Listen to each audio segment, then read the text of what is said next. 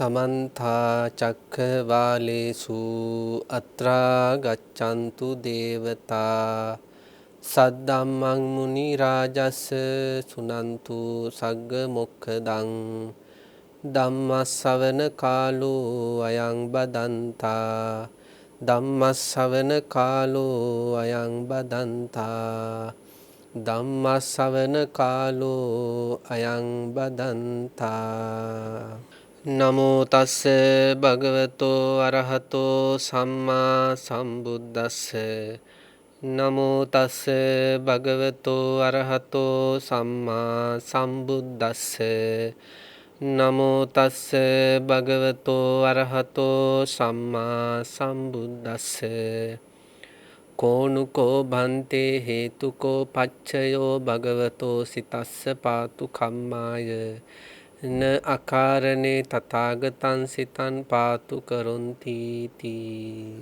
වන්දනීය පූජනීය ලෝකවාසී ගරුතර මහා සංඝරත්නයන් අවසරයි.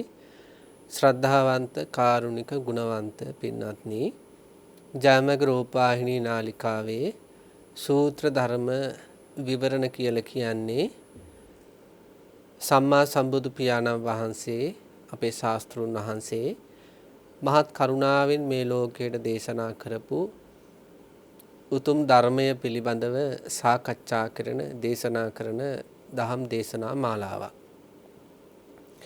මජ්ක්‍ධිම නිකායේ සූත්‍ර ගණනාවක් මේ වෙනකොට සාකච්ඡා කරලා මේ වෙනකොට අපි ඉන්නේ 83 වැනි සූත්‍ර දේශනාවේ. මේ 83 වැනි සූත්‍රයේ නම මඛාදේව සූත්‍රය. මඛාදේව කියලා කියන්නේ අතීතයේ වාසය කරපු ශ්‍රේෂ්ඨ රජ කෙනෙක්. නායකත්වයේ කියන එක පින්වත්නි අපි ඕනෑම කෙනෙකුට බොහෝම වැදගත් වෙන කාරණාවක්. පවුල ගත්තට පස්සේ පවුල තුල නායකත්වයක් තියෙනවා. ගමක් ගත්තට පස්සේ ගම තුලත් නායකත්වයක් තියෙනවා. නගරයක් ගත්තට පස්සේ නගරයට නායකත්වයක් තියෙනවා. ඒ වගේමයි රටක් ගත්තට පස්සේ රටකට නායකත්වයක් තියෙනවා. සමහර කාලවලදී මුළු ලෝකෙටම නායකත්වයන් පහළ වෙනවා. සක්විති රජවරු වගේ මුළු ලෝකෙටම එක නායකත්වයකුත් එහෙම පහළ වෙන අවස්ථා තියෙනවා. මේ නායකත්වය එහෙම නැත්තම් ඕනම දෙන්නෙක් හෝ තුන් දෙනෙක් හෝ නැත්තම් ඊට එහා ගිය විශාල පිරිසක් ඉන්න හෝ කණ්ඩායමක නායකත්වය කියලා කියන්නේ ඒ කණ්ඩායමේම අනාගතය යහපත වෙනවද අයහපත වෙනවද කියලා තීරණය කරන ප්‍රබලම චරිතයක්. සම්මා සම්බුදු රජාණන් වහන්සේගේ ධර්මයේ තුලදී තරම් නිවැරදි නායකත්වයක් පිළිබඳව අපට අහන්න ලැබෙන්නේ නැහැ. සමහර නායකත්වයන් මේ ලෝකයේ තුල තියෙනවා මොනවා හරි පැත්තකින් හරි පැතිකඩ කිහිපකින් හරි ඒ නායකත්වයේ දුබලතා තියෙනවා. ඒකට පරිපූර්ණ නායකත්වයක් වෙන්නේ නැහැ. අපේ තථාගත සම්මා සම්බුදු රජාණන් වහන්සේගේ ජීවිතය ගත්තට පස්සේ ඒ සම්මා සම්බුදු රජාණන් වහන්සේ නායකත්වයේ දරුවේ තුන් ලෝකෙටම. තුන් ලෝකයකින් සංසාරගත සත්‍යයන්ට යහපත සිද්ධ කරන්න, පරලොව සුගතියට පාර කියන්න, සසර දුකෙන් නිදහස් කරවන්න තථාගතයන් වහන්සේ විශාල නායකත්වයක් දරුවා. සත්තා දේව මනුෂ්‍යානං, දෙවිවරු සහ බ්‍රහ්මයෝ ඇතුළු සියලු මිනිසයන්ට සම්මා සම්බුදු පියාණන් වහන්සේ මාර්ගය පෙන්වන්න වුණා. එහෙම විශාල නායකත්වයක් සම්මා සම්බුදු පියාණන් වහන්සේගේ තියෙනවා. ඒ නායකත්වයේ මෙන්න මෙතන අඩුවක් තියෙනවා කියලා සියුම් ලෙසවත් පෙන්වන්න අඩුවක් නැහැ. පරිපූර්ණ නායකත්වයක්. තථාගතයන් වහන්සේ පින්නතියේ නායකත්වය කියන එක මේ සම්මා සම්බුද්ධ ශාසනය තුලදී විතරක් නෙවෙයි පෙන්වලා තියෙන්නේ. සංසාර ගමනේත් බොහෝ ආත්ම භාවවලදී මහා බෝධිසත්වයන් වහන්සේ විදියට සමහර ආත්ම භාවයන්හිදී තිරිසන් ජීවිතවලදී පවා තිරිසන් ආත්ම භාව පවලපු අවස්ථාවලදී ඒ ඉන්න කණ්ඩායමට ඉන්න පිරිසට විශාල නායකත්වයක් දරමින් කටයුතු කරලා තියෙනවා.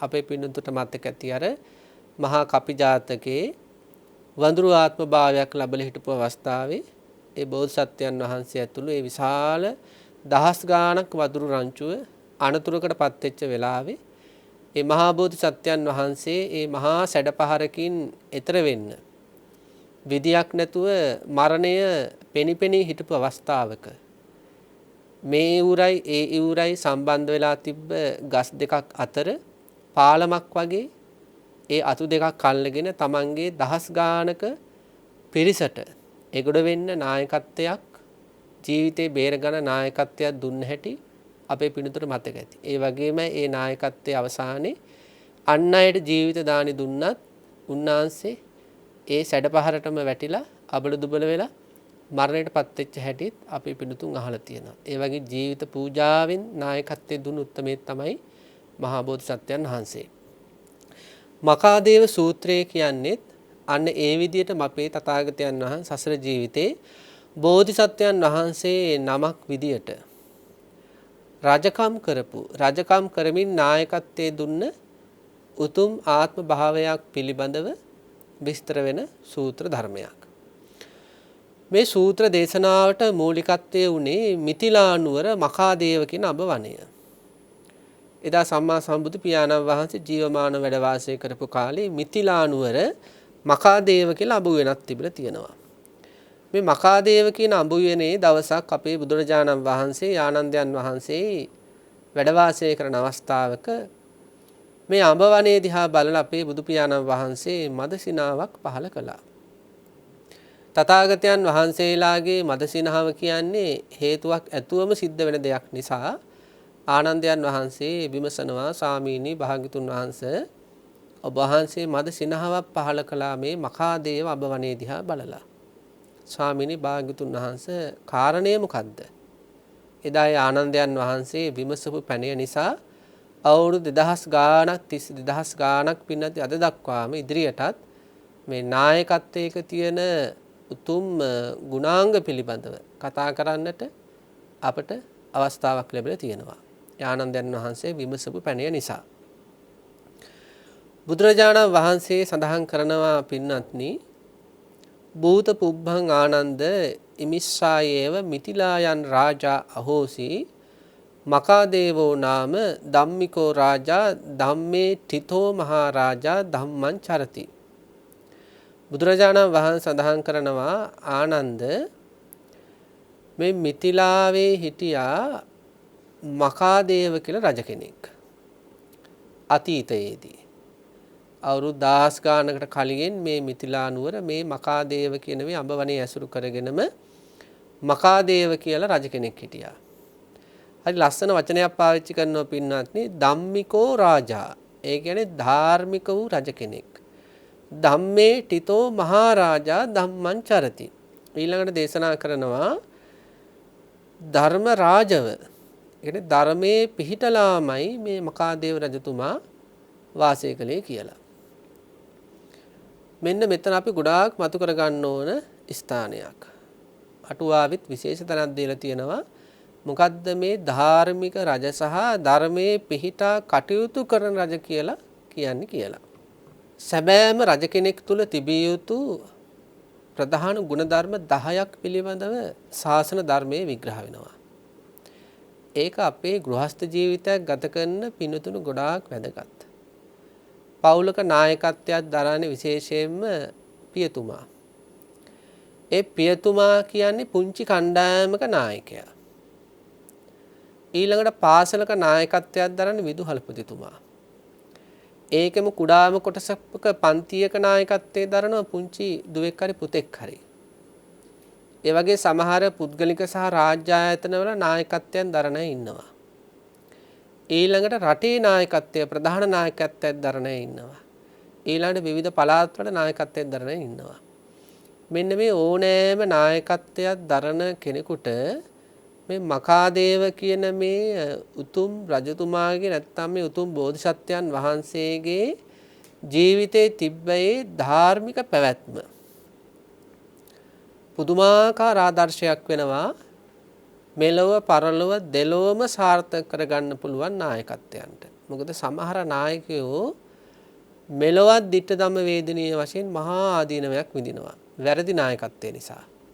සමහර නායකත්වයන් මෙලොවත් එවැනි දුක් විඳලා මරණින් මතුත් සතර පායට වැටිලා අප්‍රමාණ දුක් විඳිනවා. දැන් අපේ සමාජය තුල පිනතුන්ට ඇහෙනවා ඇති මරණ දණ්ඩනය ක්‍රියාත්මක කරවන්නේ නැත්තේ ඇයි කියලා සමහර අයගේ පොඩි කතාවක් තියෙනවා. ඇයි මෙච්චර වැරදි කරද්දී මරණ දණ්ඩනය පමුණුවන්නේ නැත්තේ? ධාර්මික රජ කෙනෙක්ගෙන් නොවැනි දෙයක් වෙයිද? මේ ධාර්මික රජ කෙනෙක් තුල තියෙන ගුණ 10 ගැන කතා වෙද්දී පිනතුන්ට තේරුම් ගන්න පුළුවන් මරණ දඬුවම ධාර්මික රජ කෙනෙක් පනවයිද නැද්ද කියලා. ධාර්මික රජ කෙනෙක් ළඟ තියෙන ලක්ෂණ ටික අපි කතා කරමුකෝ. පළවෙනි ලක්ෂණය තමයි ධාර්මික රජ කෙනෙක් ළඟ දන් දීම කියන කාරණාව. සමාජය තුල සිල්වතුන් ඉන්නවා නම් ඊළඟට ගුණවතුන් ඉන්නවා නම් ඒ සිල්වත් ගුණවත් ශ්‍රමණයෝ ඉන්නවා නම් සිල්වත් ගුණවත් බ්‍රාහ්මණයෝ ඉන්නවා නම් ධාර්මික රජ කෙනෙක්ගේ ධර්මරාජ වූ රජ කෙනෙක්ගේ ප්‍රධාන ලක්ෂණය තමයි අන්නේ ශ්‍රමණයන්ට අන්නේ බ්‍රාහ්මණයන්ට දන් දෙන එක ජීවිතේ ප්‍රධාන අංගයක් කරගන්නවා. පින්නතුට මතක ඇති දුටුගැමුණු රජතුමා. දුටුගැමුණු රජතුමා කියන්නේ මේ අපේ රටේ හිටපු අවුරුදු ගානකට එහා හිටපු අතීතයේ හිටපු ධාර්මිකව තමන්ගේ ජීවිතය අරගෙන යන්න උත්සාහ කරපු රජ කෙනෙක්. 100% ධාර්මිකත්වයට පත් වෙන්න බැරි වුණත් යම්කිසි සෑහීමකට පත් වෙන්න පුළුවන් මට්ටමකටවත් එතුමා තමන්ගේ ජීවිතේ සුගතියට යන විදියට පාර හදාගත් උතුමෙක්. ඉතින් එතුමාගේ ජීවිතයේ තිබ්බ ප්‍රධාන ලක්ෂණයක් තමයි දන් දීම කියන ලක්ෂණය. ඒක තැනකදී සඳහන් වෙනවා මහා වන මැද ඉඳගෙනත් මහා වනාන්තරයක් මැද ඉඳගෙනත් එතුමාගේ අදිෂ්ඨාන ශක්තියක් නිසා එතුමා දන් නොදී ආහාර නොගන්න චරිතයක් බවට පත් වෙලා හිටපු නිසා ඒ දන් දෙන්නට හිතුණු අවස්ථාවේ මහා වනයක් මැදදී එතන රහතන් වහන්සේ නමක් එරිදියෙන් වැඩිය බව අතීත කතාවල සඳහන් වෙලා තියෙනවා.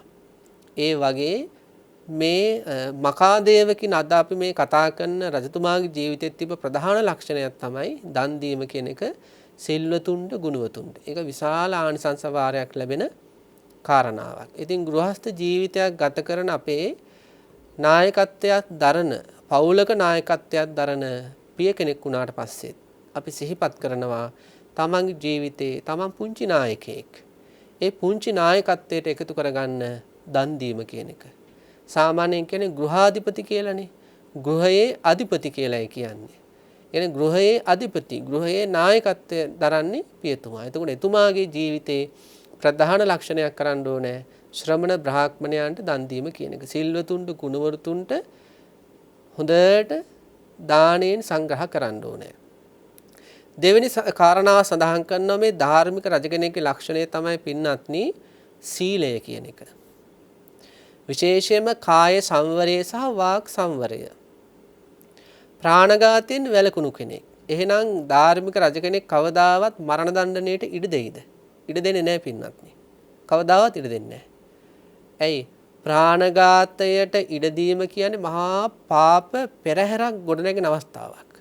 මොකද ඒ රජ කෙනෙක් යම්කිසි අවස්ථාවක තීරණයක් දුන්නොත් මේ වැරදි කරන අයට මරණීය දණ්ඩනය දෙන්න කියලා එතෙන් සිට ඒ හැම කෙනෙක් මේ වැරද කරන හැම කෙනෙම ඝාතනය කරන්න පටන් ගන්නවා. ඒ ඝාතනය කරනකොට ඒ ඝාතනය කරන කෙනාටත් දේශ චිත්තයන් උපදිනවා. බොහෝ අකුසල් සිද්ධ වෙනවා. ඊළඟට ඒ ඝාතනයන් සිද්ධ වෙන හැම මොහොතකම ඒකට අනුබල දීමක් වශයෙන් ඒකට ඉඩහසර සකස් කිරීමක් වශයෙන් ඒ ප්‍රාණඝාතයට ඉඩ දුන් නායකත්වයටත් බොහෝ අකුසල් සිද්ධ වෙනවා. මෙලොව සහ පරලොව වශයෙන්. ඒ නිසා ධාර්මික රජ කෙනෙක් කිසියම්ම දවසකවත් මනුෂ්‍ය ඝාතන නෙමෙයි කුරා කුහුඹුවෙක්වත් ඝාතනයකට අනුබලයක් දෙන්නේ නැහැ. ඊළඟට සොරකම කරන්නේ රාජ්‍ය හෝ වේවා පුද්ගලිකෝ හෝ වේවා දීපලක් සොරකම් කරන්න ධාර්මික රජ කෙනෙක් පෙළඹෙන්නේ නැහැ. ඊළඟට කාමයේ වර්ධවා හැසිරෙන්නේ නැහැ. මවක් විසින් රකින්න ස්ත්‍රියක් සමග හෝ පියෙක් විසින් රකින්න ස්ත්‍රියක් සමග හෝ ඊළඟට සහෝදරයෙක් විසින් රකින්න ස්ත්‍රියක් සමග හෝ සහෝදරියක් විසින් රකින්න ස්ත්‍රියක් සමග හෝ එහෙම නැත්නම් ඥාතියෙක් විසින් රකින ස්ත්‍රියක් සමග හෝ මල් දමක් ගෙලට දාලා අයිතිය තහවුරු කරගත්ත එහෙම පුරුෂයෙක් අයිතිය තහවුරු කරගත්ත ස්ත්‍රියක් සමග හෝ කාමිත්‍යාචාරය දෙන්නේ නැහැ කවදාවත් ධාර්මික රජ කෙනෙක්. කාමිත්‍යාචාරයෙන් ඉවත් වෙලා ජීවිතය අරගෙන යන්නේ. මේ ධාර්මික රජවරුන්ගේ විශේෂ ලක්ෂණයක් විදිහට සඳහන් කරනවා මාසයකට වාර කීපයක් සිල් සමාදන් වීම. 8 සිල් හෝ දස සිල්. ඉතින් අපේ පවුල තුල ගෘහස්ත ජීවිතයක් ගත කරන අපේ පියවරු බලන්න ඕනේ. මාසයකට වාර කීයක් අඩුම ගන්න එක දවසක්වත් මම සීලේ සමාදන් වෙලා විශේෂ සීලයක් සමාදන් වෙලා ඒ උපෝසතය ආරක්ෂා කරනවද කියලා. ඉතින් මේ විදියට ධාර්මිකව ජීවිතය අරගෙන ගියොත් ඒකෙන් Tamanටමයි යහපත. Tamanට පින ගලනවා. අර බුදුරජාණන් වහන්සේ පුඤ්ඤාභිසන්ද සූත්‍රයේ දේශනා කරනවානේ. තෙනෙන් කෙනෙක්ගේ ජීවිතේට පින ගලන පැතිකඩවල් 5ක් විග්‍රහ කරනවා. ඒ පැතිකඩවල් පහෙන් එකක් තමයි ශ්‍රද්ධාව කියන්නේ. දැන් ශ්‍රමණයන් වහන්සේලාට බ්‍රාහ්මණයන් වහන්සේලාට මේ බ්‍රාහ්මණ කියන්නේ එතන අර්ථ දෙකක් තියෙනවා. එකක් තමයි බ්‍රාහ්මණ කියනවා රහතන් වහන්සේලාට. අබුද්ධෝත්පාද කාලවල බ්‍රාහ්මණ කියන උසස් ගුණ ධර්ම තියෙන අයට. එතකොට විශේෂයෙන්ම මෙවන් කාලයට ශ්‍රමණයන්ට අරහතන් වහන්සේලා අරමුණු කරලා යම්කිසි කෙනෙක් දන් දෙන්නේ ශ්‍රද්ධාව නිසා. එතකොට අන්න එහෙම ශ්‍රද්ධාවෙන් දන් දෙනකොට එයාගේ ජීවිතේට විශාල පුණ්‍ය මහිමයක් ගලනවා. පුඤ්ඤාභිසන්ද කියන්නේ විශේෂ කොට තමන්ගේ පැත්තට පිළ ගලන කාරණා කියන එක. එතකොට දැන් අපි කතා කරන්නේ සීලය පිළිබඳව. ඒ සූත්‍රයේ දේශනා වෙනවා බුදුරජාණන් වහන්සේ සඳහන් කරනවා යම්කිසි කෙනෙක් සිල්වත්ව කටයුතු කරනවා නම් ප්‍රාණඝාතයෙන් වළකින හැම මොහොතකම එයාගේ පැත්තට පින ගලනවා. පිනති අපේ ජීවිතය අපි අහලා තියෙනව නේද? දැන් සමහර අය වැරදි කරගනිද්දි අපි කියනවා ඔච්චර පව් පුරව ගන්න එපා කියනවා. දැන් සමහර අය ප්‍රාණඝාතයේ යෙදෙනකොට අපි කියනවා ඔච්චර පව් පුරව ගන්න එපා. සමහර අය සොරකම් වල යෙදෙනකොට කාමීත්‍යාචාරය යෙදෙනකොට අපි කියනවා ඔච්චර පව් පුරව ගන්න එපා කියලා. ඒ කියන්නේ වැරදි කරන්න පව් පිරනව නම් වැරද්දෙන් ඉවත් වෙන්න මොනවද පිරෙන්නේ කියලා අපි කල්පනා කරන්න ඕන. දැන් වරදේ යෙදෙන්න පව් පිරනව නම් වරදෙන් ඉවත් වෙන්න මොනවද පිරෙන්නේ? අනිවාර්යෙන් පින් පිරෙන්න එපයි. එහෙනම් යම් කිසි කෙනෙක් තමන්ගේ ජීවිතේ ප්‍රාණඝාතයෙන් වැළකීලා ගෙවන හැම දවසකදීම එයාගේ ජීවිතේට පින ගලන්න පටන් ගන්නවා. යම් කිසි කෙනෙක් සොරකම, කාමීත්‍යාචාරය කියන මේ කාරණා දෙකෙන් ඉවත් වෙලා තමන්ගේ ජීවිතේ ගෙවන හැම දවසකම ඒ ජීවිතේට පින ගලන්න පටන් ගන්නවා. ඒ නිසා සඳහන් කරන්නේ පුඤ්ඤාභිසන්ද කියලා සිල්වත් වීම. ඊළඟට යම් කිසි කෙනෙක් බොරු කියන්නේ නැත්තම්, පරුස වචන කියන්නේ නැත්තම්, කේලම් කියන්නේ නැත්තම්, ප්‍රලාප කතා කරන්නේ නැත්තම් එයාගේ ජීවිතේට පින ගලනවා. පරුස වචනයක් කියන හැම මොහොතකම යාට පව් පිරෙනවා වගේ. පරුස වචනේ වැළකෙන හැම මොහොතකම පින් පිරෙනවා. බොරුවක් කියන හැම මොහොතකම පව් පිරෙනවා වගේ. බොරුවෙන් ඉවත්වල ඇත්ත කතා කරද්දී පින් පිරෙනවා. සමගිය බින්දන කේලමක් කියද්දී පව් පිරෙනවා වගේ. සමගි අයත් සමගි වෙන, අසමගි අයත් සමගි වෙන යහපත් වචන කතා කළොත් පින් පිරෙනවා. කෙලෙස් වැඩෙන ප්‍රලාප කතා කරාම පව් පිරෙනවා වගේ තමයි අර්ථවත් ධර්මවාදී විනයවාදී දේවල් කතා කරනවා නම් එයාගේ ජීවිතේට පින් පිරෙනවා. එතකොට නායකත්වයේ තියෙන විශිෂ්ට ලක්ෂණයක් තමයි සිල්වත් බව. මේ මඛාදේව රජතුමා ළඟ බෝසත්යන් වහන්සේ ළඟ ඒ ලක්ෂණ තිබ්බා. ගෘහස්ත ජීවිතයක් ගත කරන අපේ පියවරුන් ඉඳලා මේ ලෝකයේ තුල නායකත්වයේ දරන ඕනම කෙනෙක් සිල්වත් වෙන්න ඕනේ. ඊළඟට තියෙනවා පරිත්‍යාගය කියන එක. ධාර්මික රජ කෙනෙක්ගේ තියෙන ප්‍රධාන ඊළඟ ලක්ෂණය තමයි පින්නති පරිත්‍යාගශීලී බව. මොකද්ද මේ පරිත්‍යාගය කියලා කියන්නේ? දැන් ඉස්සෙල්ලා කතා කර දානය කියලා. ඒතර දානයේදී විශේෂයෙන්ම ශ්‍රමණ බ්‍රාහ්මණයන්ට. මෙතන පරිත්‍යාගය කියන්නේ රජ කෙනෙක් නම් රටවැසියන්ට. රටවැසියාට පරිත්‍යාගශීලීව දැන් අපේ බෝසත්යන් වහන්සේ දැන් මේ මඛාදේව කියන මේ සූත්‍ර ධර්මයට අදාළ ආත්මභාවයේදී විතරක් නෙවෙයි දැන් වෙස්සන්තර ආත්මභාවය ගත්තට පස්සේ බලන්නකෝ මේ වෙස්සන්තර ආත්මභාවයේදී වෙස්සන්තර රජතුමා කොච්චර පරිත්‍යාග කළ තිනවද රටවැසියන්ට. ශීලවතුන් ගුණවතුන්ට දන් දීම විතරක් නෙවෙයි රටවැසියන්ට කොච්චර පරිත්‍යාග කළ තියනවද. මේ වෙස්සාන්තර ආත්ම භාවයේදී මහා බෝසත්යන් වහන්සේ උපදිනකොටම උපදුණු ගමම්ම කතා කරලා තියෙනවා. ඒ ඉපදුණු ගමම්ම පිට කරපු වචන ටික තමයි අම්මේ ගෙදර දෙන්න මුකුත් නැද්ද? ඔන්න අහපු වචන ටික. අම්මේ ඒ මොහොතේම ඒ පුංචි දරුවගේ අතේ මසුරන් ටිකක් තැබුවම එතන හිටපු කිරියම්මට ඒ බෝසත්යන් වහන්සේ ඒ මසුරන් ටික පරිත්‍යාග කරලා තියෙනවා මේ ඉපදුණු ගමන්. ඒ වගේ පරිත්‍යාග චේතනා සහිතව ඉපදිච්ච උත්තමේ තමයි මේ මහා බෝසත්යන් වහන්සේ. ඉතින් මේ මකාදේව කියන මේ රාජ ආත්ම කාලෙදිත් ධාර්මිකව ඒ රාජ්‍යත්වයේ දරද්දී සිල්වත් විතරක් නෙවෙයි දානය ශ්‍රමණ බ්‍රාහ්මණයන්ට දෙමින් පමණක් නෙවෙයි රටවැසියන්ට හරීම පරිත්‍යාගශීලීව. ආයතනයක් වුණත් එහෙමයි පින්නත්. ආයතනයක නායකත්වයක් දරන කෙනෙක් වුණත් ඒ ආයතනයට ලාභ ලැබෙනකොට අන්නේ ලාභයන් ඒ රාජ්‍ය හෝ වේවා පුද්ගලික හෝ වේවා ඒ ආයතනවල සේවකයන්ට ගලාගෙන යන විදිහට පරිත්‍යාගශීලීව කටයුතු කරන්න ඕනේ.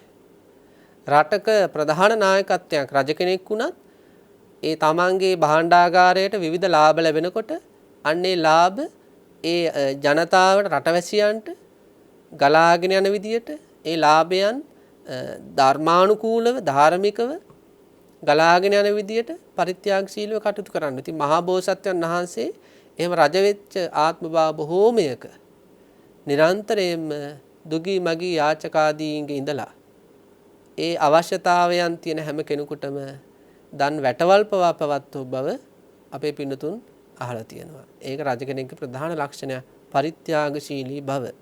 ජනයා සතුටු කරන්න ඕනේ. පවුලකුණත් පිය කෙනෙක් වුණාට පස්සේ තාත්තා කෙනෙක් වුණාට පස්සේ දැන් අර තියෙන සිංහාලෝවාද සූත්‍රයේ තියෙන්නේ මවකගේ යුතුයකම් පියෙකුගේ යුතුයකම් දරුවන්ගේ යුතුයකම් එතන තියෙනවා ස්වාමියෙකුගේ යුතුයකමක් කියනවා ඒ භාර්යාව කනකර ආභරණ වගේවට කැමති නම් සාමාන්‍ය කාන්තාවක් වෙන දේවල් වලට ආසනේ අන්න ඒවා Tamanට හැකි පමණින් ලබා දෙන්න ඕනේ. හැකි පමණින් කියලා කියන්නේ Tamanට ලැබෙන ධනෙ අනුව. ඉතින් ලොකුවට කරන්න බැරි වුණත් ඇයගේ හිත පොඩ්ඩක් හරි සතුටු වෙන්න එවැනි පරිත්‍යාග කළ යුතු බව සිංහාලෝවාද සූත්‍රය සඳහන් කරලා තියෙනවා. මොකද පවුලක් තුල වුණත් ඒ පරිත්‍යාගය කියන එක සිද්ධ වෙන්නේ නැති වෙනකොට නොසතුටු සහගත මානසිකත්වයන් තමයි තියෙන්නේ. ඉතින් ඒ විදියට පරිත්‍යාගය කියන එක ධාර්මික රජවරුන් ළඟ විශේෂයෙන්ම රටවැසියන් කෙරෙහි තිබිලා තියෙනවා. රටවැසියන් සතුටු කරලා තියෙනවා හරියට. ඒක ගොඩාක් වැදගත් කාරණාවක්. ඊළඟට තියෙනවා ඍජු බව. ධාර්මික රජවරුන්ගේ තියෙන ඊළඟ විශේෂ ලක්ෂණය තමයි මේ අවංක භාවය කියන එක. පවුල තුල නම් නායකත්වයක් තුල ඒක තියෙන්න ඕනේ. දැන් අපි මේ පවුල තුල කියද්දී අපි සාමාන්‍යයෙන් කියනවා පිය කෙනෙක් කියලා පවුලේ නායකත්වයේ වශයෙන්. නමුත් අනිත් හැම කෙනාමත් අවංක වෙන්න ඕනේ. අවංක වෙනවා කියන්නේ මෙන්න මෙහෙම දෙයක්. දැන් සමහර අය ඉන්නවා සමහර දේවල් කියනවා. හැබැයි එයාලගේ ජීවිතවල ඒව නැහැ. කියනවා දැන් මම බොරු කියන්නේ නැති කෙනෙක්. ඒ වුණාට එයා හරියට බොරු කියන කෙනෙක්. ඒ වගේ සමහර අය කියන මම පරුස වචන කියන්නේ නැති කෙනෙක්. හැබැයි හරියට පරුස වචන කියනවා. මම කවදාවත් අනුන්ගේ දෙයක් ගන්න කෙනෙක් නෙවෙයිනේ. හැබැයි අනුන්ගේ දේවල් ගන්න කෙනෙක්. මම කාමයට හැසිරෙන්නේ නැහනේ. සාමියාට හරි භාර්යාවට හරි කියන මම කවදාවත් ඔයා ඉක්මවා යන්නේ නැහැ. ඔබ ඉක්මවා යන්නේ නැහැ. හැබැයි කාමයට හැසිරෙනවා. අන්න ඒක වංක බව. වංකකම. අවංක භාවය කියලා කියන්නේ තමන්ගේ සත්‍ය ස්වභාවය වෙනුවට බොරු ගුණ ජීවිතයට එකතු කරලා ලෝකයාට පෙන්නලා ලෝකයාගෙන් වටිනාකම් ගෞරව තාන්න මාන නිලතලාදිය ලබා ගන්නට නොපෙළඹෙන බව අවංක බව. එයාලගේ ජීවිත හරීම සැනසෙලිදායකයි. ඒ කියන්නේ වංක සටකපට කෙනෙක්ගේ ජීවිතයේ තියෙන අර තනි වුණාම හිතේ තියෙන අර වේදනාකාරී පැතිකඩ වගේ නෙවෙයි අවංක කෙනාගේ හුදකලා මානසිකත්වයට හරි සතුටයි. ඒ කියන්නේ එයාට බයක් නැහැ. අර කහුවේද දන්නේ නැහැ. මේ කහුවේද දන්නේ නැහැ. ආදි වශයෙන් අර මේ තමන්ගේ ජීවිතේ ඉතා නිවැරදිවම අවංකවම හැම දෙයක්ම සත්‍යවාදීව කරගෙන ආපු ජීවිතය දිහා බලද්දී එහෙම අනවශ්‍ය බය ඇති වෙන්නේ නැහැ. හැබැයි වංක විදියට ස්වාමියාට හරි භාර්යාවට හරි දරුවන්ට හරි රටේ රජ කෙනෙක් රටවැසියන්ට වංක විදියට කටයුතු කරගෙන ආවොත් හරි බියෙන් ඉන්නේ. ජනතාව දැනගත්තොත් මොනවා වෙයිද? අන්න. එතකොට ධාර්මික රජවරු එහෙම නැහැ. පවතින தත්ත්වය පෙන්වනවා මිසක් වංක විදියට ජනතාව රවට්ටන්නේ නැහැ. ඒකට කියනවා ඍජු බව. ඊළඟට හරි ලස්සන කාරණාවක් තියෙනවා මෘදු බව. රජ කෙනෙක් වුණාට පස්සේ සංවේදී වෙන්න ඕනේ. රජ කෙනෙක්ගේ සැබෑම පෞරුෂය හැදෙන්නේ කොහොමද? රජ කෙනෙක්ගේ සැබෑම පෞරුෂය හැදෙන්නේ ඍජු බව කියන අවංකභාවයෙන්ුත් සිල්වත් භාවයෙන්ුත්.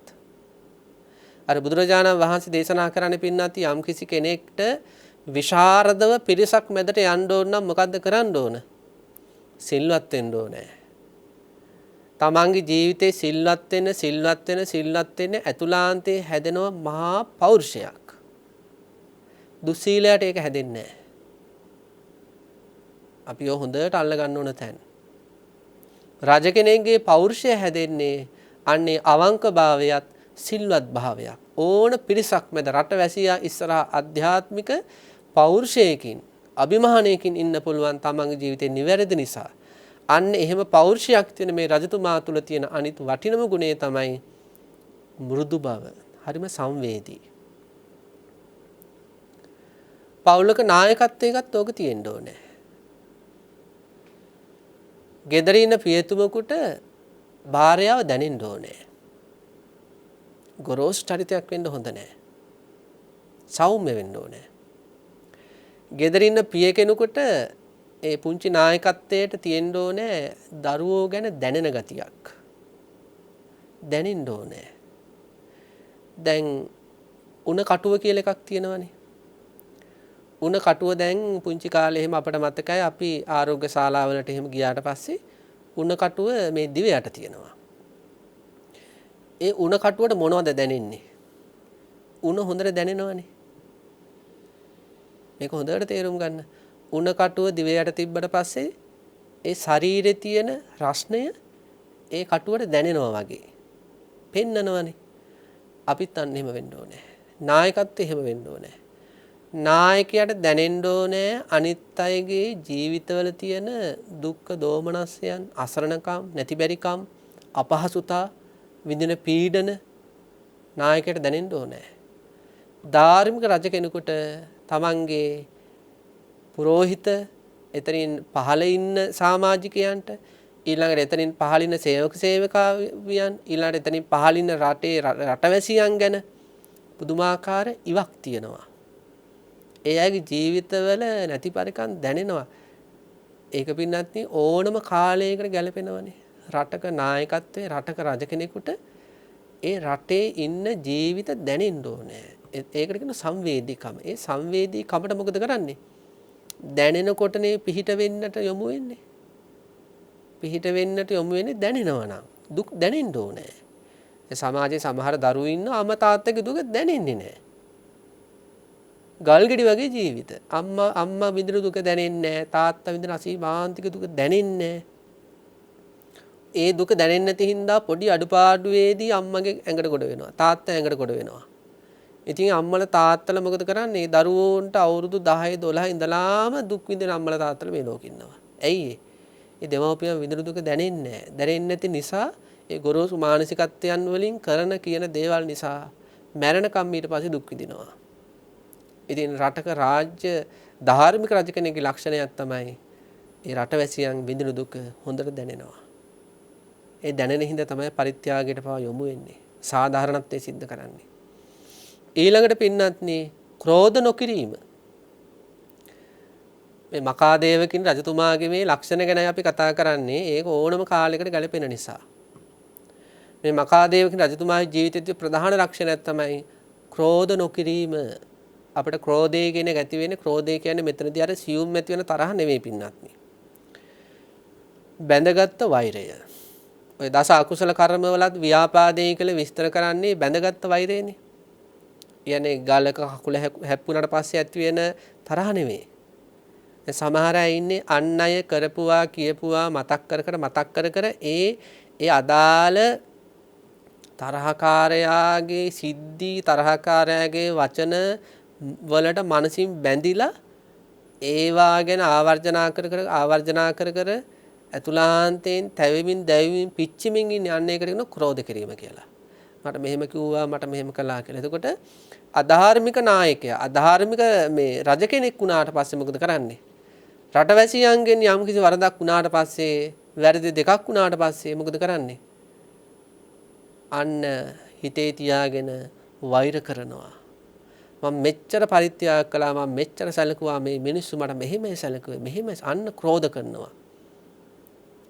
අපි මේ කතා කරන අති ශ්‍රේෂ්ඨ මකාදේව කියන බෝසත් රජතුමා රාජෝත්තමයන් වහන්සේ එහෙම කිව්වට වැරදි නෑ.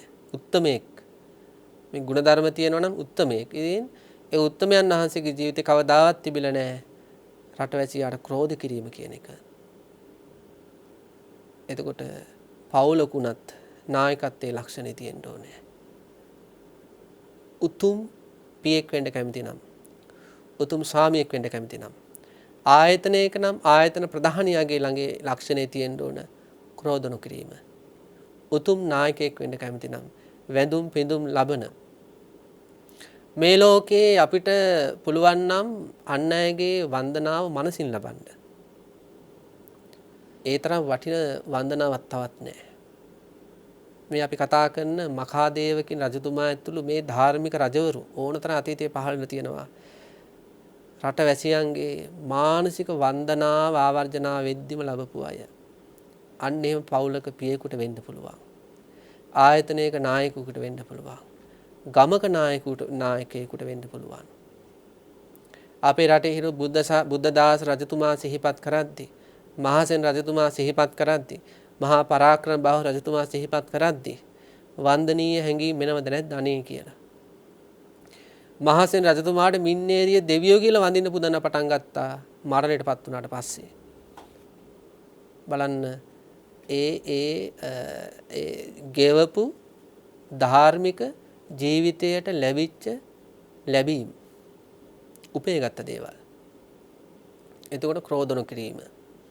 ඊළඟට ධාර්මික රජ කෙනෙකුගේ තියෙන ඊළඟ ලක්ෂණය තමයි අවිහිංසාව. අවිහිංසාව කියන්නේ හිංසා නොකිරීම. හිංසා කරන්නේ අසාධාරණ විදියට. ඊළඟට ඉවසීම අති විශිෂ්ට ගුණයක්. ධාර්මික රජ කෙනෙක්ගේ අපේ මේ බෝධිසත්ව මකාදේව රජතුමා ළඟ මේක ඉහළින්ම තිබුණේ මේ භවයේ විතරක් නෙවෙයි ශාන්තිවාදී ජාතකයේ පින්නතුන මතකයිනේ. අත් කපත් දිවසුවා කකුල් කපත් ඉවසුවා ඊළඟට කස වලින් ගහත් දිවසුවා. මේ සමාජයේ සමහර අයට එක වචනයක් ඉවස ගන්න බැරි වෙනකොට එක බැල්මක් ඉවස ගන්න බැරුව ඒ පැත්තට පොලා පනිනකොට අපේ මහා බෝසත්යන් වහන්සේ රජ වෙලා සංසාර ජීවිතේ තපස් ජීවිත ගත කරමින් කොහොමද කටයුතු කළේ? කස පහරවල් එකක් නෙවෙයි දෙකක් නෙවෙයි 10ක් නෙවෙයි 20ක් නෙවෙයි 100ක් නෙවෙයි 200ක් නෙවෙයි 500ක් ලැබෙද්දිත් ඉවසුවා. එතකොට රටකින නායකයෙකු තුල ওই ලක්ෂණේ තියෙන්න ඕනේ ඉවසීම කියන එක. මේ ඉවසීම ජීවිතේ කරගත් අය යම්කිසි ගැටලුවක් ඇති වෙච්ච තැනදී එතනදිම ඒකට ප්‍රතිකර්ම කරන්න යන්නේ නැහැ. සමාජ සමහර අවස්ථා තියෙනවා පින්වත්නි. සමහර ගැටලු ඇතුණාට පස්සේ එවෙලෙම ප්‍රතිකර්ම කරන්න යන්න හොඳ නැහැ. ඉවසගෙන කාලයක් ඉඳ වෙනවා. කාලයක් ඉඳලා තමයි ඒකට හරියට ප්‍රතිකර්මේ කල්පනා කරලා දෙන්න ඕනේ. ඒ වෙලේ දුන්නොත් නැති ප්‍රශ්න ඇති වෙනවා. ධාර්මික රජුරුත් අන්නේ වගේ. සමහර රටවැසියෝ කෑ ගැහුවට, සමහර රටවැසියෝ උද්ඝෝෂණ කරාට, අර්බුද කරාට, පුරෝහිතවලු ප්‍රශ්න ඇති කරාට කලබල වෙන්නේ නැහැ. ඉවසගෙන ඉන්නවා. ඉවසීමෙන් කල්පනා කරනවා. මේක විසඳන්නේ කොහොමද කියලා. ඉතින් ඒ නිසා රාජ්‍යයන් සාර්ථකයි. ඊළඟට අවිරෝධතාව. අවිරෝධතාව කියන එක නම් ගොඩක් කතා කරන්න තියෙන එකක්. නමුත් අපිට වැඩි වෙලා නැහැ මේ සූත්‍රයේ ඉතිරි ටික කතා කරන්න ඕන. අවිරෝධතාවය කියලා කියන්නේ පින්නත්නි මෙත් සිත. මේකත් අපේ නායකත්වයට හරීම වැදගත් කාරණාවක්. ඒ මෙත් සිත කියන එක එක පැති කඩවලට විහිදලා යන එකක් නේ. දැන් අන් මතවලට සවන් දීම කියන එක හරිම මෛත්‍රී සහගත හිතක තියෙන ලක්ෂණයක්. මෛත්‍රී සහගත හිතක තියෙන ලක්ෂණ ගොඩයි. එකක් තමයි මේ රජවරු ගාව තියෙනවා අන් මතවලට ගරු කිරීම කියන එක. ගරු කිරීමටත් අර එතන වඩාත්ම ගැලපෙන්නේ අන් මතවලට සෞම්‍යව මිත්‍රශීලීව මුහුණ දීම. දැන් සමාජයේ ඉන්නව සමහර අයට යමක් කියන්න යද්දි එක පාට කපලා දානවා ඒක. ගහක් කප්පාදු කරලා දැම්ම වගේ ඒක හරියන්නේ නැහැ. ඔහොම හරියන්නේ නැහැ. දැන් ධාර්මික රජවරුන්ට යම්කිසි අදහසක් යම්කිසි යෝජනාවක් ඉදිරිපත් කරාට පස්සේ එහෙම අවිරෝධීතාවයක් පළ කරන්නේ නැහැ එකපාරට. ඔහොම කළා හරියන්නේ නැහැ, මෙහෙම කළා හරියන්නේ නැහැ, ඒක හරියන්නේ නැහැ. අපි පින්නතුන්ටත් ගෘහස්ත ජීවිතයක් ගත කරද්දී සමහර දරුවෝ ඉන්නවා අම්මා තාත්තා යමක් කිව්වට පස්සේ එකපාරට ඒක කප්පාදු කරා වගේ. ඒක හරියන්නේ නැහැ. ඔහොම හරියන්නේ නැහැ. සමහර මව්වරු ඉන්නවා පියවරු සහ දරුවෝ සමහර යෝජනා ඉදිරිපත් කරාට පස්සේ ඕක හරියන්නේ නැහැ. එක පාට එක ප්‍රතික්ෂේප කරන. ඒකට කියනවා විරෝධීතාවය, විරෝධ වීම, විරුද්ධ වීම. සමහර පියවරුත් ඉන්නවා දරුවන්ගේ සහ භාර්යාවගේ සමහර අදහස් වලට එක පාට විරුද්ධ වෙනවා. ඒක ධාර්මික නායකත්වයක ලක්ෂණයක් නන් නොවේ. අන් අයගේ මතවලට අපි හරීම සෞම්‍යව මුහුණ දෙන්න ඕනේ. ඇත්තටම ඒක මෙන්න මෙහෙම හිතන්න පින්නත්. අපි හිතමු දැන් ප්ලාස්ටික් පෑනක් තියෙනවා කියන්නකෝ. මේ ප්ලාස්ටික් පෑන අපිට මේ නම්‍යශීලී කරගන්න ඕනුනොත් අපි එක පාරටම ඒක දෙකට නැවුවොත් මොකද වෙන්නේ? ඒක කැඩිලා යනවා. හැබැයි අපි මොකද කරන්නේ? ඉටිපන්දමක් පත්තු කරලා පොඩ්ඩක් රත් කරනවා. දැන් මොකද වෙන්නේ? අපිට හිමීට නමා ගන්න පුළුවන්. අන්න ඒ වගේ තමයි මේ අවිරෝධීතාව කියන ගුණේ තියෙන නායකයෝ. සමහර සිද්ධිවලදී සමහර වැඩ කටයුතු වලදී හොඳට තේරෙනවා මෙයා මේ කියන එක මේකට ගැලපෙන්නේම නැහැ. හැබැයි එකපාරට විරුද්ධ වෙන්නේ නැහැ. එකපාරට කප්පාදු කළා දාන්නේ ඒ හිත රිදෙන විදියට. අපි බලමු. ඔය අදහස ගැනත් මම පොඩ්ඩක් හිතන්නම්. ඊට පස්සේ හිමීට අරහිත යහපත් පැත්තට නම්‍යශීලී කරගන්නවා. ඒක පුදුම දක්ෂකම. සමාජ බහුතරයකට නැති එකක්. පවුලක දැන් නායකත්වයේ ගත්තම් පියතුමෙක් වුණත් සමහර අවස්ථාවල අපේ මව්වරු කියන සමහර කාරණා හරිම අර්ථ ශූන්‍ය වෙන්න පුළුවන්. හරිම වැරදි. හැබැයි එක පාට එක ප්‍රතික්ෂේප කරන්නේ නැහැ. අර ඉටිපන්දන් දැල්ලට හිමීට අර පෑන ප්ලාස්ටික් පෑන අලල හිමීට Tamanට අවශ්‍ය විදිහට නම්ම ශීලී කරගන්න වගේ අර මවගේ අර වැරදි අදහස එකපාරට ප්‍රතික්ෂේප කරන්නේ නැතුව එහෙම කරොත් අර රිදෙනවනේ. ඒ රිදීම තුල යාගේ හිතේ වෛරය බැහැ ගන්නවනේ. මොකද කරන්නේ? එකපාරට ප්‍රතික්ෂේප කරන්නේ මම පොඩ්ඩක් ඔය ගැන කල්පනා කරලා බලන්න. අන්න බලන්න. ඔය අදහසත් හොඳයි වගේ බලමු පොඩ්ඩක් කියලා අර අනිත් වගේ පින්නත්නි ගෘහස්ත ජීවිතයක් ගත කරද්දී රාජ්‍ය ආයතනයක පුද්ගලික ආයතනයක හරි රටක හරි නායකත්වයක් දරද්දී අන් පාර්ශවයන්ගෙන් එන අදහස් වලට එක පාට විරුද්ධ වෙන්නේ නැතුව හරිම සෞම්‍යව කටයුතු කළොත් බොහෝ අරුබුද අඩු වෙලා යනවා. දැන් සමහර අයගේ අදහස් වලට එක පාට විරුද්ධ වුණාට පස්සේ එයාත් එක්ක තව අය එකතු වෙනවා. ඒ අයත් එක්ක තව අය එකතු වෙනවා. අන්තිමට කණ්ඩායමක් හැදෙනවා. කණ්ඩායමක් හැදිලා අර නායකත්වයට ප්‍රහාර එල්ල කරනවා. සමහරට මරණය වුණත් දෙන්න පුළුවන්. එහෙම දේවල් මේ ලෝක කොච්චරලා තියෙනවද? ඒ නිසා නායකත්වයේ තියෙන ප්‍රධාන ලක්ෂණය තමයි අන් පාර්ශව වලින් එන අදහස් සෞම්‍යව තමයි පිළිගන්නේ. ඒකට කියන අවිරෝධීතාවය කියලා. ඒක මෛත්‍රියේම එක්තරා ලක්ෂණයක්. ඉතින් මෙන්න මේ ගුණ 10 මේ මඛාදේව රජතුමා ළඟ ඕනකට වඩා තිබ්බා. ඒ කියන්නේ ඉහළ තලයකම තිබ්බා. මේ මඛාදේව රජතුමා කුමාර කාලයේ අවුරුදු කීයක් විතර ගෙවන්නේ නැද්ද? අවුරුදු 84000යි. දීර්ඝ ආයුෂ තියෙන කාලයක්. යුව රජ කාලය අවුරුදු 84000යි. මහරජ වෙලා අවුරුදු 84000යි. මේ රජතුමා හිසකෙස් කපන පුද්ගලයාට හිසකෙස් කපන පුද්ගලයාට පොඩි කාරණාවක් සිහිපත් කරලා තිබ්බා මකාද රජතුමා. මොකක්ද ඒ කාරණාව? රජතුමා සඳහන් කරනවා මගේ හිසේ යම්කිසි කෙස් ගහක් ඉදිලා තියෙනවා දැක්කොත් මට කියන්න. එදාට මට තීරණයක් ගන්න වෙනවා. ඉතින් මේ හිසකෙස් කපන කපුව මොකද කරන්නේ? කාලයාගේ ඇවෑමෙන් එක දවසක් දකිනවා රජතුමාගේ එක හිස කෙසක් ඉදිලා. සඳහන් කරන රජතුමනි ඔබ වහන්සේගේ එක කෙස් ගහක් ඉදිලා. ඒතර රජතුමා සඳහන් කරනවා මගේ අතට දෙන්න. එතකොට අඬුවක් වගේ උපකරණයකින් ඒක ගලවලා රජතුමාගේ අතට දෙනවා. මේ මකාදේව රජතුමා. දැන් මේ බුදුරජාණන් වහන්සේ මේක විස්තර කරන්නේ ආනන්දයන් වහන්සේට. අතීත තමන් වහන්සේගේම ජීවිතයක් ගැන. ධාර්මික රජ කෙනෙක් වශයෙන් ජීවත් වෙච්ච. රජතුමා ඒ වාසය කරපු කාලේ ආයුෂය අනුව තව අවුරුදු 84000ක් ආයුෂ තියෙනවා. ළමා කාලට 84000යි, යුව රජ වශයෙන් 84000යි, දැන් රජ වෙලා 84000ක් ගෙවමින් ඉන්නවා. අවසාන හරිය දැන් ඒ කාලේ පරමායුෂ අනුව තව අවුරුදු 84000ක් ආයුෂ තියෙනවා.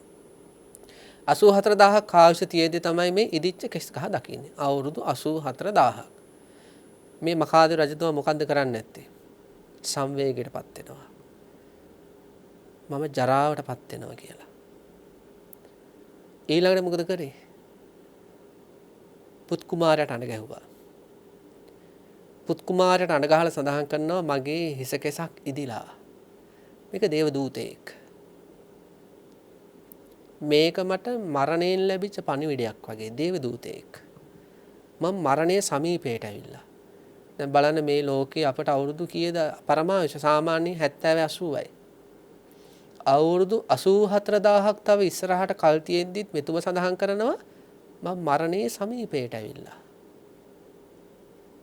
බලන්න අපි කොතනද ඉන්නේ කියලා අපට තියෙන හැඟීම් පොඩ්ඩක් බලන්න. 84000ක් තව කල් තියෙනවා කියලා දැකලා දැනගෙන මරණයේ සමීපයට ඇවිල්ලා කියලා තමයි හිතන්නේ.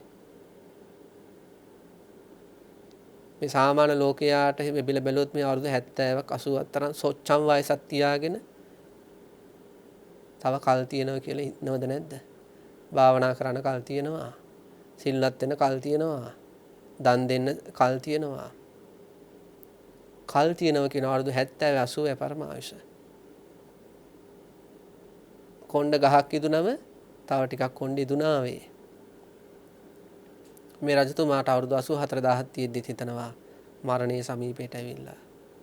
පුතුණුවනි මම දැන් පැවිදි වෙන්න ඕනේ. මම දැන් මගේ ජීවිතයේ අධ්‍යාත්මය වර්ධනය කරගන්න ඕනේ.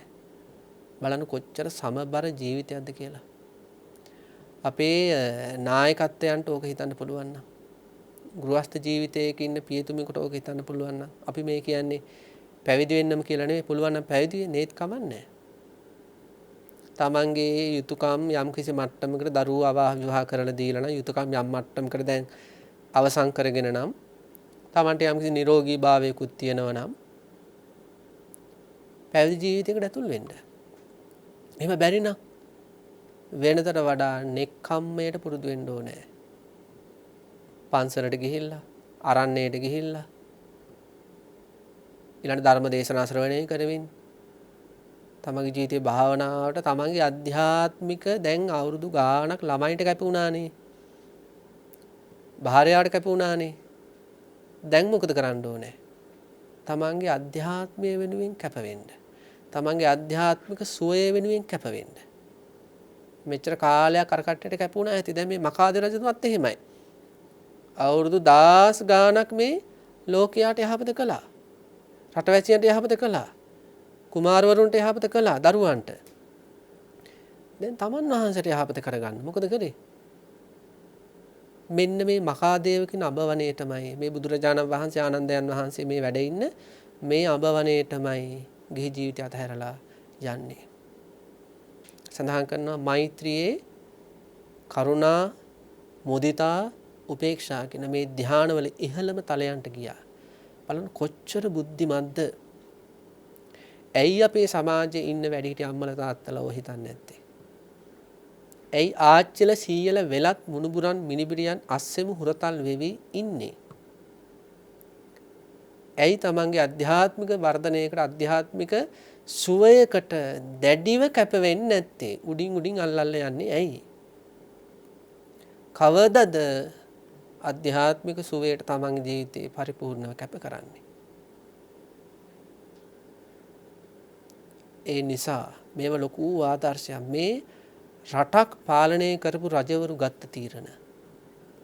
ජීවිතේ කාල 4න් 3 වෙනි කාලෙදී ගිහි ජීවිතයට සමුදුන්නා. ඇයි? මෙලොව පරලොව දෙලොවම යහපත් කරගන්න එපා. මේක මේක භවයකට හිර වෙලා දෙන්න තුන් දෙනෙක් කුරතල් කර කර ඉන්න අවස්ථාවක් නෙවෙයිනේ. තමන්ගේ සසර ගමන සූපත් කරගන්න එපා. අපේ සමාජයේ සමහර දෙමව්පියන් ජීවිතය අවසානට යද්දී පරලොව ජීවිතේට කරගත්ත දෙයක් දැනෙන්නේ නැහැ. හදිසි සිල් ගත් එකක්, හදිසි භාවනා කරප එකක්, හදිසි දන් ටිකක් දුන්න එකක්, පරිත්‍යාග කරප එකක්. ඒක තදට දැනෙන්නේ නැහැ ජීවිතය අවසාන කාලෙදී. ඒක අපි කියන්නේ මේක නිකන් උඩින් උඩින් කළා වගේ. එන්නේ ගැඹුරට කරන්න ඕනවා. ගැඹුරට කරන්න ඕනේ. දවසකට පැය දෙකක් භාවනාවකට යොමු කරගන්න පුළුවන් පරිසරය හදා ගන්න ඕනේ. ඒව හදලා දෙන්නේ නැහැ ළමයි. ඒක තමන් හදා ගන්න ඕනේ ඉල්ලීම් කරලා. ඒක තමන්ට කෙලින් බැරි නම් වෙනත් පාර්ශවයක් මාර්ගෙන් හරි ඒ ඉල්ලීම් කරන්න ඕනේ. දැන් මට මහන්සි, දැන් මට වෙහෙසයි, දැන් මට තෙහෙට්ටුයි, දැන් මම වයසයි. මට මගේ අධ්‍යාත්මික සුවය වර්ධනය කරගන්න මට ඉඩ දෙන්න. මට සතියකට දෙකකට භාවනා මධ්‍යස්ථානයකට ගිහිල්ලා ඉන්න ඉඩ දෙන්න. ඒක හදා ගන්න ඕන. හදලා දෙනකන් ඉන්න එපා. එහෙම වෙන්නේ නැහැ. එහෙම වෙන්න ඉතින් ඊට වඩා හරියම අඩුයි. මේ රජතුමා මොකද කරන්නේ? රජතුමා හදාගන්නේ. පුතාලා ඇවිල්ලා සිහිපත් කරේ නෑ තාත්තේ දැන් පිය මහ රජතුමනි ඔබතුමා දැන් මේ ජීවිතේ සසර ගමනට යහපත කරගන්න. එහෙම උනේ නෑ. මෙතුමා තමයි හිතන්නේ මම දැන් පැවිදි වෙන්න ඕනේ. මම දැන් නෙක්ඛම්මයට යන්න ඕන පුරුදු වෙන්න ඕනේ. ඉතින් මොකද කළේ? අර අඹ වනේ ඉද්දී මොකද ඒ කාලේ බුද්ධ ශාසනයක් තිබ්බ කාලයක් නෙවෙයිනේ. බුද්ධ ශාසනයක් තිබ්බනම් බුද්ධ ශාසනයක් තිබ්බ කාලයක් නෙවෙයි මකාද රජතුමාගේ කාලේ. ඉතින් වනාන්තරයට වෙලා ධ්‍යාන වඩලා ධ්‍යාන 4ම වර්ධනය කරගත්තා. මරණින් මතු බ්‍රහ්ම ලෝකෙට ගියා. හැබැයි යන්න කලින් පොඩි කාරණාවක් රජකම් කරන පුතාට සිහිපත් කළා. පුතේ මම මේ කුමාර කාලේ අවුරුදු 84000ක් හිටියා. යෝ රජ කෙනෙක් වශයෙන් සහ ඊළඟට මහරජ කෙනෙක් වශයෙන් 84000 මේ රටවැසියට මහා යහපතක් කළා. ඊළඟට මම දැන් අවුරුදු 84000ක් බ්‍රහ්මචාරී ජීවිතයක් ගෙවනවා. මේක කල්යාණ ධර්මයක්. මේක උතුම් ධර්මයක්. පුතේ මේකවා පවත්වාගෙන යන්න ඕනේ. ඒ කියන්නේ පුතාගේ ජීවිතේ කාල 4න් 3 වෙනි කාලෙදී මේ අඹ වනයේට මෙන්න ඕනේ. ඇවිල්ලා බ්‍රහ්මචාරීව ජීවිතේ ගෙවන්න ඕනේ. ධ්‍යාන වලට එන්න ඕනේ. පුතේ ඒක කල්යාණ වැට කියනවා. ඒක කල්යාණ වැටක් කියනවා. තාත්තගෙන් පුතාට, පුතාගෙන් පුතාට, පුතාගෙන් පුතාට යන මොකද්ද? 3 වෙනි කාලෙදී ඉන්න කාලෙත් මේ දසරාජ ධර්මාදී පිළිහිටලා කටයුතු කරනවා. දස කුසල කර්මාදී පිළිහිටලා කටයුතු කරනවා. ඊට පස්සේ පැවිදි ජීවිතයකට ගිහිල්ලා ඒ තාපස ප්‍රවිජ්ජාව තුල ධානාදීටපත් වෙලා බ්‍රහ්ම ලෝකයට යනවා. පරම්පරා ගානක් මේ කල්යාණ වැට යනවා. බුදුරජාණන් වහන්සේ මේ දේශන අවසානයේ ලස්සන කතාවක් කියනවා. මොකක්ද ඒ කියන කතාව? පින්වත් මහණෙනි, මමත් මහා උතුම් කල්යාණ ධර්මයක් සකස් කරලා තියෙන්නේ. කල්යාණ ධර්මයක් ඔබලාට මම දායාද කරලා තියෙන්නේ. පින්නත මොකක්ද ඒක? ආර්ය අෂ්ටාංගික මාර්ගය. ඒ ආර්ය අෂ්ටාංගික මාර්ගය කියන ඒ කල්යාණ ධර්මයේ වැට කඩන අන්තිම පුරුෂයා වෙන්න එපා කියනවා. ඒ මොකක්ද ඒ කියන්නේ? ආර්ය අෂ්ටාංගික මාර්ගය තුල හික්මිලා නිවන් දකින්න ඕනේ කියලා අදහසක් නැතුව මේ ජීවිතේම මේ ආශ්‍රව ඡය කරගන්න ඕනේ කියලා අදහසක් නැතුව යමෙක් ඉන්නවා නම් එයා කල්යාණ වැට කඩන අන්තිම පුරුෂයා. අපි එහෙම වෙන්න හොඳ නැහැ. තථාගතයන් වහන්සේ අපට දුන්න ධර්ම දායාදයක් තියෙනවා. ඒක තමයි ආර්ය අෂ්ටාංග මාර්ගය. සියලුම ධර්මය ওই ආර්ය අෂ්ටාංග මාර්ගයේ අඩංගු වෙලා තියෙනවා. එතකොට ඒ කල්යාණ ධර්මය කඩන්න නැතුව අතීතයේ ඉඳලා වර්තමානයට ගලාගෙන එනවා. අන්න ඒක හැබෑවටම රකින්න කෙනෙක් බාටපත් වෙන්න ඕනේ. යමෙක් ආර්ය අෂ්ටාංග මාර්ගය හොඳට පුරුදු කරලා සෝතාපන්න වුණොත් අන්න යා මේ කල්යාණ වැට තවත් පිරිසකට සැබෑවටම දායාද කරන කෙනෙක් බාටපත් වෙනවා. එයා අන්තිම පුරුෂයා වෙන්නේ නැහැ. පුරුකෙන් පුරුක මේ කල්යාණ වැට ඉස්සරහට අරගෙන යන්න තවත් එක් පුරුකක් වුණ කෙනෙක් බාටපත් වෙනවා. ඒ නිසා පින්නත්නි ඔබට අපිට මහා වගකීමක් තියෙනවා. අසංකේ කල්ප ගානක් පාරමිතා පුරලා ජීවිතයේ අවසානාත්ම භාවයේ වේලි කණ්ඩ බොණ්ඩ නැතුව අවුරුදු ගානක් දුක් විඳලා මතු කරගත්ත මේ උතුම් ශාසනය ආර්ය අෂ්ටාංග මාර්ගය තුලින් අපි මේ මහා පුරුෂ රත්නයට කළගුණ සැලකීමක් වශයෙන් කල්යාණ වැට ඉස්සරහට අරගෙන යන කෙනෙක් වශයෙන් අවබෝධයට පත් වෙලා මැරෙන්න අදිෂ්ඨාන ගන්න ඕනේ. මෙතෙක් ගන්න බැරි වුණා නම් ඒ අදිෂ්ඨානෙ ගන්න මම මේ උතුම් ශාසනය තුල ආර්ය අෂ්ටාංග මාර්ගය තුල ඉස්සරහටම ගිහිල්ලා අවබෝධයට පත් වෙලා තවත් පිරිසකට මේ ධර්මයට එන්නට කල්යාණ වැටක් බවට ආදර්ශයෙන්ම උපකාර වෙලා මගේ ජීවිතය අවසන් කරනවා කියලා. ඒක මහා ගුණයක්, කළගුණ සැලකීමක්. ඉතින් ඒ කාරණාව සිහිපත් කරමින්ම අපි දේශනා අවසන් කරනවා. හැම දිනාටම සම්මා සම්බුදුරජාණන් වහන්සේගේ ධර්මයේ තුලම උතුම් සැනසෙල්ලම ලැබේවා කියලා ප්‍රාර්ථනා කරනවා. ශ්‍රද්ධාවන්ත කාරුණික ගුණවන්ත පින්වත්නි, අද දවසේ මේ උතුම් ධර්ම දේශනාව සඳහා දායකත්වයේ දරපු පින්නතුන් අපට සිහිපත් කරලා තියෙනවා. ඒ දායකත්වයේ දරන පින්නත් අයගේ නම සඳහන් කරන්න එපා කියලා ආශිර්වාද කිරීමට බලාපොරොත්තු වෙන අයගේ නම් විතරයි පින්නතුන් සඳහන් කරලා තියෙන්නේ. පින්නත් අද දවසේ උපන්දිනයේ සමරන නුරේකා තිරන්දි ඉඹුලාන දියණියටත් පහන් අනුක් ඉඹුලාන පුතුණුවන්ටත් උපන්දිනයේ සමරන සරණ ගන්හේවගේ ගුරු පියාණන්ටත් සෙත්පැති මරමුණු කරගෙන මේ උතුම් ධර්ම දානමය පින්කම සිදු කරන බව පින්නතුන් සඳහන් කරලා තියෙනවා. ඉතින් තමන් ගැන හිතන්නේ නැතුව තමන්ගේ ජීවිතේට සමීපෙල ඉන්න අන් අයගේ ජීවිත ගැන තමයි ඒ දායකත්වයේ දරන පින්නතුන් හිතලා ආශිර්වාද ප්‍රාර්ථනා බලාපොරොත්තු වෙන. ඉතින් අපි ආශිර්වාද කරනවා තුනුරුවන් සතු අනන්ත ගුණානුභාව බලයෙන් ඒ විතරක් නෙවෙයි සියලුම දෙවියන්ගේ හාත්පස ආරක්ෂාවෙන් ඒ නම් සඳහන් කළ ගුරු පියාණන්ටත් ඒ දුව සහ පුතාටත් අනාගතය කායික මානසික නිදුක් නිරෝගී සුවපත් භාවය ලැබෙන්නටම මේ කුසලය ආශිර්වාදයක්ම වේවා කියලා යම් සංසාර දෝෂයක් නිසා හරි යම් කිසි දුකක් කරදරයක් පීඩාවක් හරි තියෙනවා නම් ඒ සියලුම දුක් කරදර පීඩා තුනුරුවන් සතු අනන්ත ගුණානුභාව බලයෙන්ුත් මේ පුණ්‍ය ශක්තිය බලයෙන්ුත් දුර වෙලා තවතවත් මේ ජීවිතේ හාත්පසින්ම සාර්ථක කරගන්නට ධර්මයේ තුලිනුත් ඉහළම මානසිකත්වයකට යන්න මේ කුසලය හේතු වේවා කියලා අපි ප්‍රාර්ථනා කරනවා. ඒ වගේම සඳහන් කරලා තියෙනවා සියලුම සත්‍යයන්ගේ ධර්මාවබෝධයට මේ පින මේ කුසලය ආශිර්වාදයක් විදිහට ලබා දෙන්න බලාපොරොත්තු වෙනවා කියලා.